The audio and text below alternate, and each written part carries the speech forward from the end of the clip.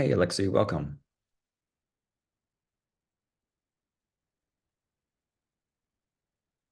Hello, Nico. How are you? I'm doing well, thank you. How are you? Okay, as well. I'm glad to hear it. You're nice and early, so we'll get started here in a few more minutes. But glad to have you today.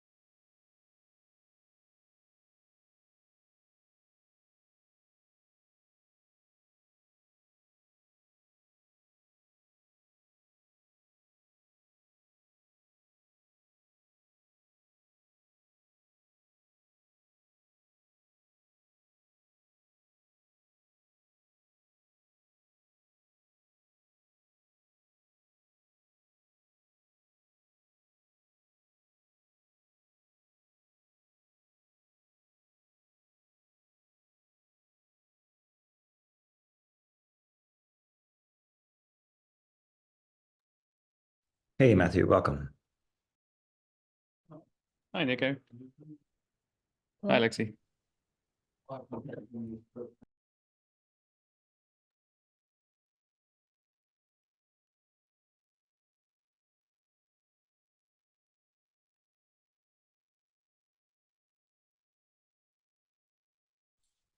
Yeah.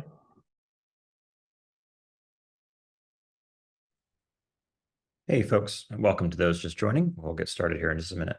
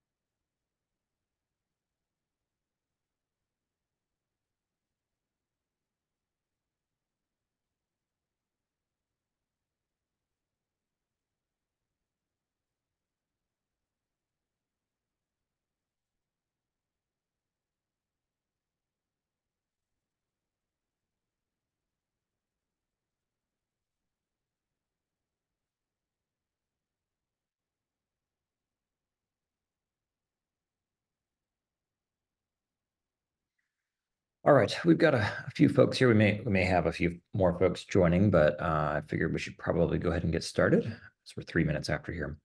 Welcome, everybody. Thank you for coming out to today's FireFly community call.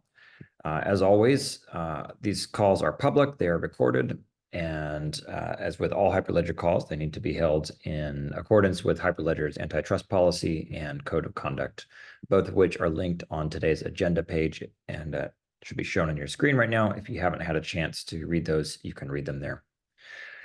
Today's agenda, we've got a couple of items. Wanted to have a quick chat about where FireFly 1.3 was. We met a couple of weeks ago and just talked about leading up to the release candidate and the first release candidate there. The first release candidate is available now. So I want to talk through that real quick. I would also like to propose bringing on 2 new maintainers as well. I'm also going to show some of the work that I've been working on in the last week or two that's related to 1.3, but also just, I think, a helpful enhancement to the project as well. And then if there's any other discussion that we want to have, the floor will be open at that point for any other discussion. So with that, we'll jump right in. First item is the 1.3 release. So there is release candidate 1 is available. It's marked as pre-release. You can download this. There is an image for it. If you want to see where that's at, you can go to the packages and click on FireFly. And here's V130 RC1, and you can pull that Docker image there and start using it. The images that are designed to be used with this one, if we go back to the main repo, you can see in the manifest JSON all of the updated builds for EVM Connect, Fab Connect, Tezos Connect, all of the connectors and other microservices as well. Those versions are marked in the manifest JSON. So if you want to use that, you can. You will also need, if you want to use the FireFly CLI to set this up, you will also need, there is an RC of the FireFly CLI as well, and you'll need that build. If we go to the releases here, you'll see there were some small bugs here, so we're all the way up on RC4 of the CLI. We'll probably clean some of these up after we get to a final build, but yeah, so you will need that in order to run 1.3. But yeah, so that's kind of, so the release candidate is available. If we want to see kind of the status of the overall testing on the release, because there's still some testing that we're going through, just vetting the candidate before we're ready to call it done. If we go into the FireFly issues, Sam has opened up an issue just to track all of the work remaining to just test and fully validate the 1.3 candidate. And so that includes just basic functional testing. It includes performance testing, and it includes migration testing from 1.2.2, the previous release, to 1.3, the previous feature release, that is. So and that's an area that I've been working in, and would like to kind of show what I've been doing to help make that migration easier and to test that migration. But before I jump into the next thing that I wanted to show, I just wanted to pause, see if there's any questions, if people have any comments or things that I can help clarify on just where we're at in the process of releasing 1.3.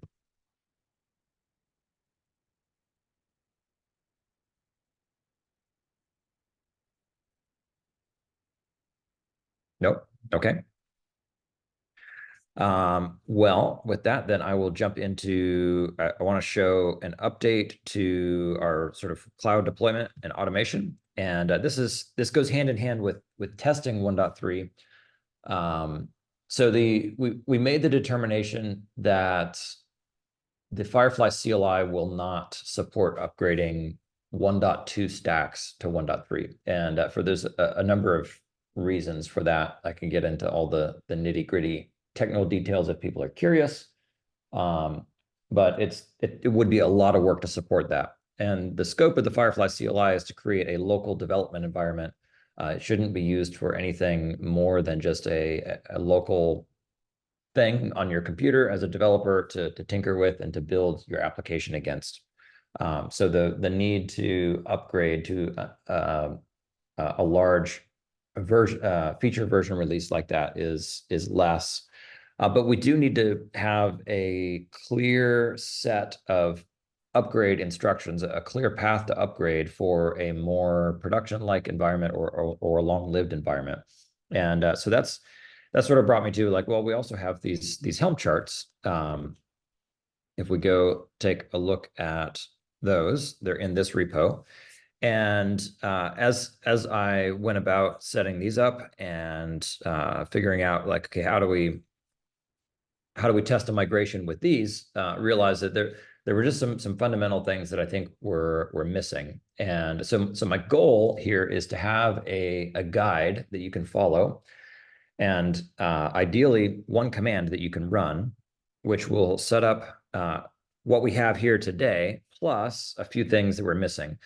In particular, things that were missing were an actual blockchain node. There was also no chart for IPFS, and just a few other pieces that you sort of had to bring on your own to these charts. And there's some instructions in here, and they're sort of helpful, and you can kind of pick apart the make file and figure out what's going on. But there's not just like here, run this command and everything will start running, and then you can customize it from there. That's not the state that the charts are currently in. So I have another, let me open up VS Code over here. And of course that opened it on the, hold on, let me share my whole desktop so you can see that.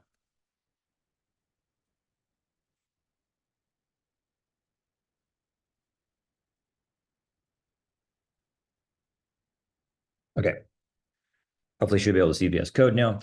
So this is my branch that I've been working on, and I've added a number of things to the charts.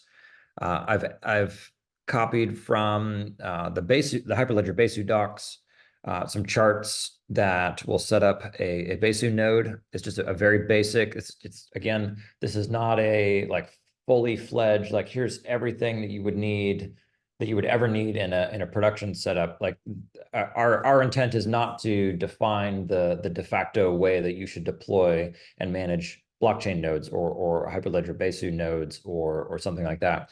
This is to provide an example of like here's a way that you can get things running in a Kubernetes environment, and then you can build it out from there. You can customize it. You can set up the security model that your enterprise needs, and that sort of thing.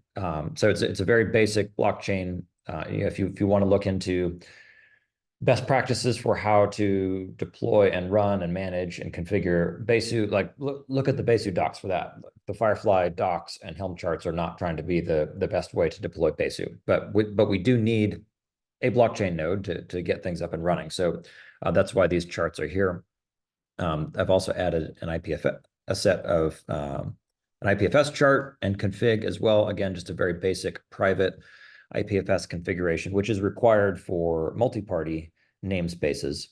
And then there's been some enhancements to the make file. This still needs a lot of organization and a lot of documentation. This is very much work in progress. This is literally what I'm working on today. So, but I just wanted to give a quick demo of where it's at because I think it's in a pretty cool state now. If we look at, so I don't have anything running. Let me just make this a little bigger. I don't have any Docker containers running right now, but now if I run make stack, this is going to create a kind cluster on my machine. It's a Kubernetes and Docker, if you're not familiar with that. And so it's going to set up a couple of Docker containers to be my Kubernetes control plane and a couple of workers as well. And then it's going to run through and run it's going to use Helm to deploy all of these charts, and it's going to set up everything that we need. So it's going to set up it's going to go create a very basic Genesis file for Besu. It's going to deploy that Besu node. It's going to deploy a Postgres database, IPFS, EVM Connect, FireFly Signer. That's also a new, I forgot to mention that earlier. FireFly Signer is also an entirely new chart to this repo. And again, there's like, we're not trying to be sort of like provide the de facto way that you should manage your keys. Like everybody probably has a different requirement for how they manage keys and different things that they need to integrate with. So, there's a template here that will set up a very basic FireFly signer with a file-based signing key, and that should be that's enough to get a full working stack, and you can kind of customize it from there, which is the goal of these charts here. All right, so we're setting up just some of the dependencies for Besu. But yeah, so and of course it's going to set up EVM Connect and FireFly Core as well. I guess while it's setting everything up here, I'll pause and ask if anybody have questions or comments or anything that folks want to chat about while we're waiting for everything to start up here.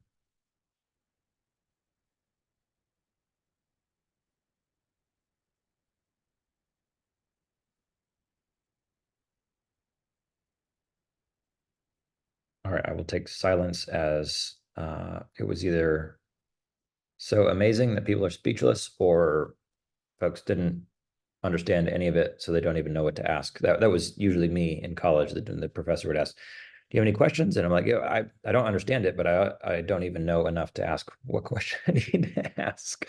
It looks really cool, Mika. Thanks for sharing this. Looking forward to see it full flash. Thanks, Chen. Appreciate it.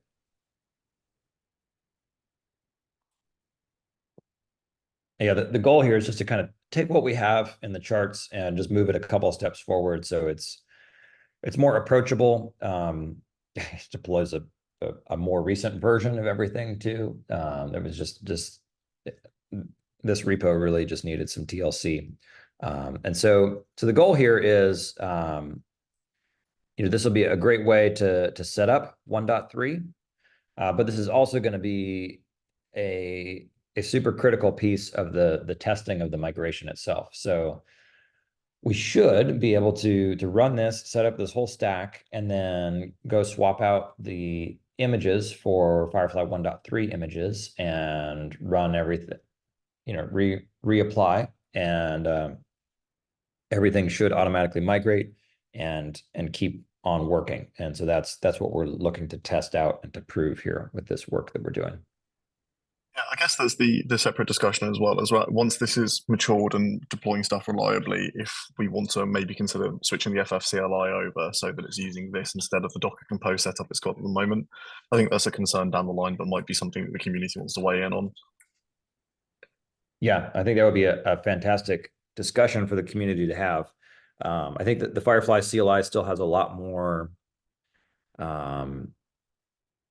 are a lot more options that it supports, but the way in which it supports those is it's complex. Like if you want this flag, well, you have to also specify this one, or you can't specify this flag if this one is also set. And there's a whole bunch of rules like that just because of the way it has evolved over time.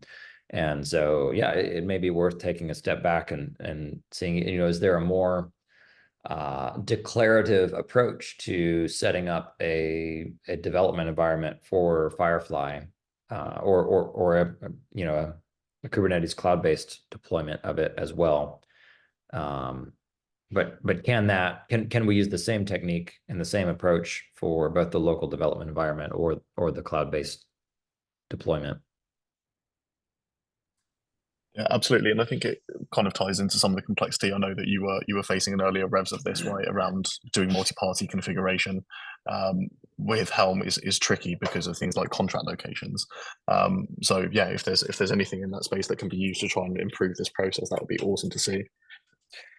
Yeah, so you and I were talking about that the other day. That's actually what I was working on earlier this morning. Was I have a bash script now that will, once this is all up, I can run it and it will deploy a multi-party contract. And so this chart right now is setting up a namespace in gateway mode, and I can run this script, and it will basically it will apply. If I look in this multi-parties value file, this is just me testing earlier. So I tried deploying this contract 3 times, and basically it flips on multi-party mode and then writes, basically this config is overlaid over the top of the existing values, and it writes the various multi-party contracts. And so this could be used for turning it on for the first time.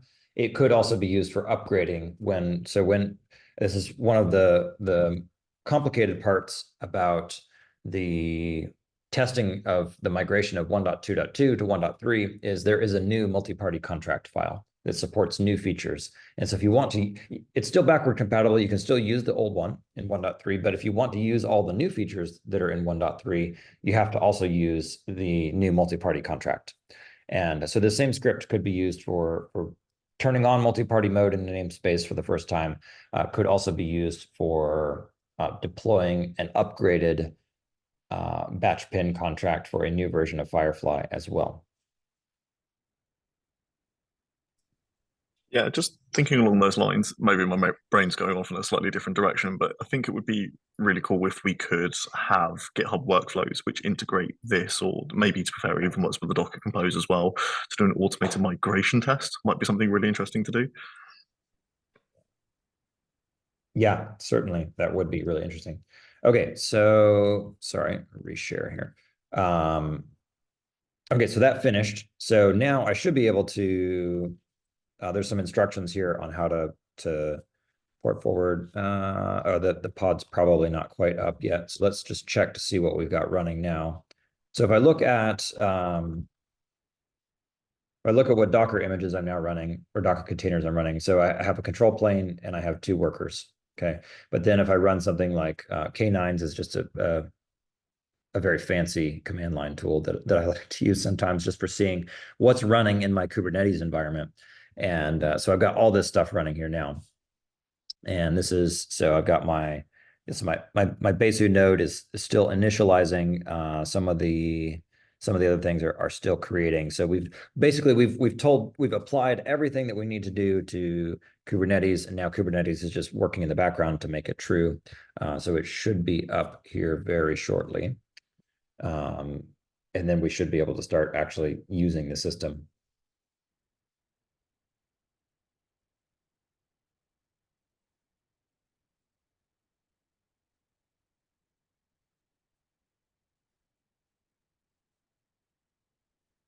Maybe I should have just had this running before the call. I had it all running before the call, and then I thought it would be cool to show it being built. But as I've added more to it, it takes longer. There's some particular timing things that some steps that have to be waited for in the Besu setup, and that these nodes just take a good amount of time to come up. What have we got doing? Okay, yeah, it's pulling the image. Yay. All right, so at some point that will come. Oh, there it goes. Okay, I'll give it a second here. It's probably close. FireFly, yeah, it's pulling image. So right now this is it's pulling 1.2.2, which is the latest release, and this is going to be, we'll migrate it from there.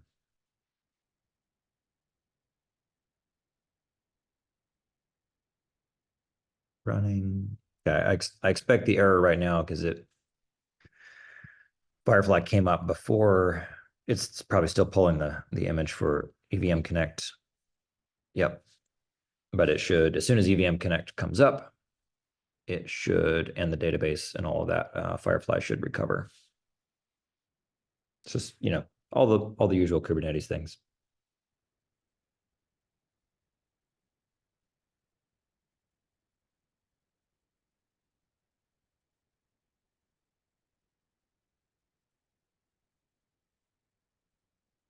All right, while we're waiting for that, because I love staring at command lines, waiting for them to update as much as the next guy.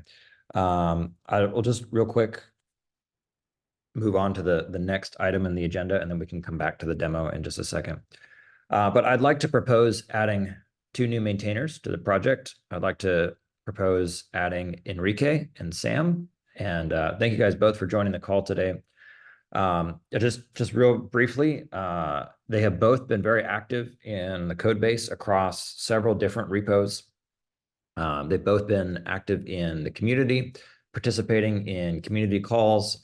Enrique has actually been helping me run some of the community calls as well, and active in Discord and helping users troubleshoot issues and that sort of thing. So they both just demonstrated, I think, outstanding just all of the requirements and expectations of a maintainer on the project. Sam has been in particular instrumental in helping get the 1.3 release candidate out, and has been really driving a lot of the testing and the preparation of that release forward. And so bringing him on as a maintainer just makes a lot of sense to me. Bringing Enrique on as a maintainer makes a lot of sense to me in just his role in the community. And I think having both of them on board will just significantly help the project and help increase our velocity as we have more maintainers able to review and approve things, and just really want to keep the folks that are active in the code really engaged. And as people are in the community, they're active in the code base, and they want to be more involved in the project. We're always on the lookout for sort of promoting existing contributors that are making really valuable contributions to maintainers. So so existing maintainers, if you know folks that are active in the code and I think would want to be a maintainer and have demonstrated all those qualities, please propose them as well. Just sort of a general call for maintainers here. But today I'd like to officially propose adding Enrique and Sam. Their GitHub profiles are linked there. If you're curious about the specifics that they've been worked on, it's all open source, so you can go see that for yourself. But yeah, so just the way the process works from here is, now that I've made this official proposal, we will vote on it at our next community call. And yeah, so thank you both, Enrique and Sam. Glad to have you on the call today. I don't know if you just want to say hi to folks real quick. I know you've both chimed in here, but yeah, if you had anything you wanted to say, I didn't tell you to prepare a long speech or anything, but if you just want to say hi, that'd be great. Yeah, so I guess spoke earlier in the call, but it's great to be a part of the project so far and made some good contributions in there. So looking forward to continuing with other projects. I know Enrique's traveling at the moment, so I don't know how able he is to introduce himself, but he's been in the previous community calls as well. Absolutely, yeah, I just saw his message. He's traveling, so probably can't. He's listening in, but can't turn on voice right now. That's okay. Thank you, Enrique. Glad we could have you here, at least with one-way audio. And hope you have some great travels, and look forward to catching up when you get back. Cool. Well, I think that took up just enough time that the full stack is up now. So now from here, if you noticed when I ran, over in this tab here, when I ran this, it printed out some instructions. There's a bunch of details there about like some of those need to be fixed and updated too, because there's just, a lot of this is just really old. My experience in all of this was that the Helm charts just needed a lot of love.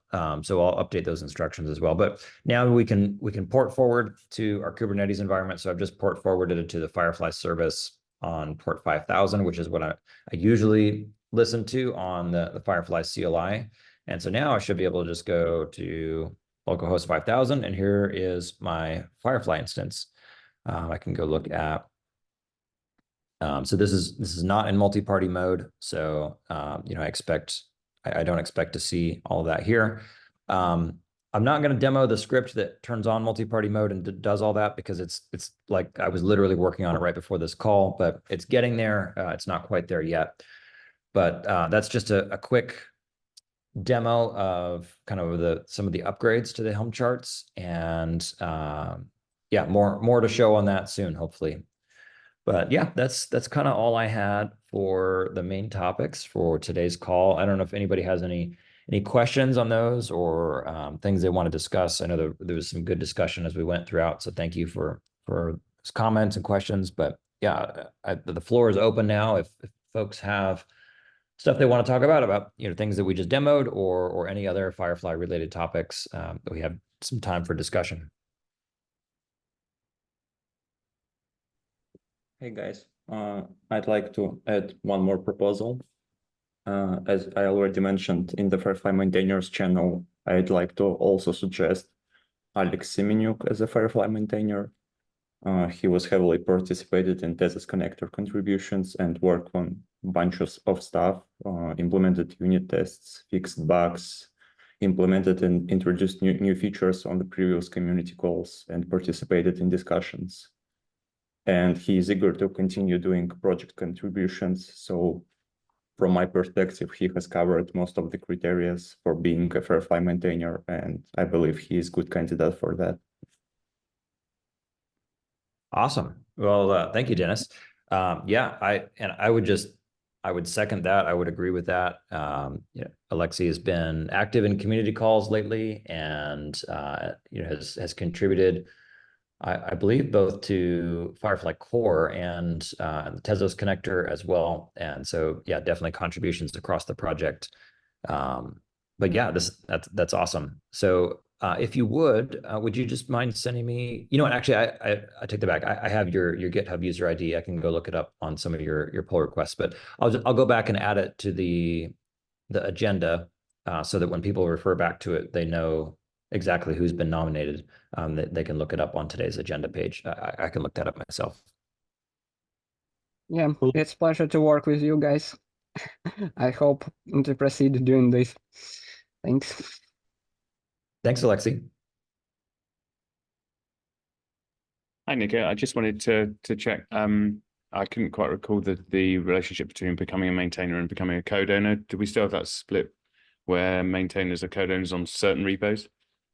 Yes. So the way we manage that is through GitHub teams, and basically each repo points to a team of people in GitHub in the Hyperledger organization that are code owners for that particular repo. And so it's sort of up to the discretion of the existing code owners for a repo who they want to have on that list. And that's a much less formal process than actually voting someone on to be a maintainer of the project as a whole. Cool. Yeah. Okay. That matches with what I thought. Thanks. No problem.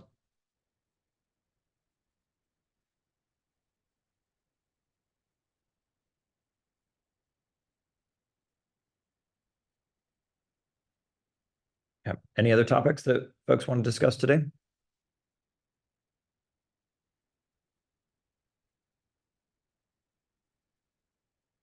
Okay. Well, we could wrap it there if we want and give folks half an hour back of their time. But thank you so much. Thanks, everybody, for attending today's call. Thank you for the nomination, Dennis, and look forward to chatting soon. And hopefully we'll have a final 1.3 release the next time we meet for our community call next month. So thanks, everybody. And until next time, talk to you later. Bye. Thank you.